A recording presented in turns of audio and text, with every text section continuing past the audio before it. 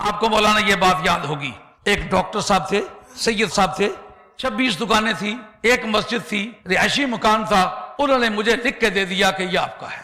آپ چونکہ اہل بیت کی تعریف کرتے ہیں، چونکہ میں اہل بیت کی تعریف کرنے والا تھا، کل بھی آج بھی اور قبر تک رہوں گا۔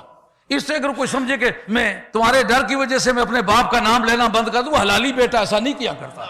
اگر حلالی ہے تو حیدر کرار کی تعریف اسے معافق پڑے گی۔ جناب ایک مرتبہ 10ویں محرم کے موقع پر میں تقریر کر رہا ہوں تو مجھے کہتے ہیں جناب امیر معاویہ رضی اللہ عنہ کے متعلق بھی کچھ بات کریں۔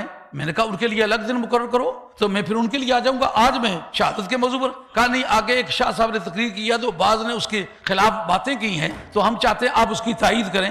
میں نے کہا کیا؟ انہوں نے کوئی تنقیدی قسم کے جملے بولے۔ میں نے کہا یہ اہل سنت کا مذہب نہیں ہے۔ صحابہ کرام کے بارے میں بدگوئی پر زبان کھولنا یہ میرے جد کریم کا مذہب نہیں ہے۔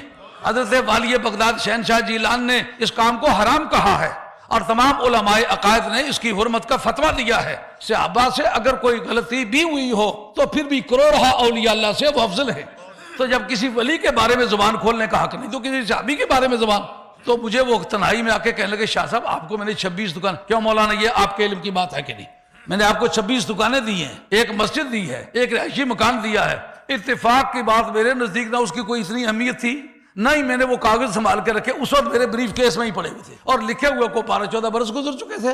میں نے جناب ان کے سامنے نکال کے نہ پھاڑ کے ان کے حوالے کر دی۔ میں نے کہا یہ آپ واپس لے لیں، اگر آپ نے اس کو میرے ایمان کی قیمت سمجھا ہوا ہے تو یہ لیں۔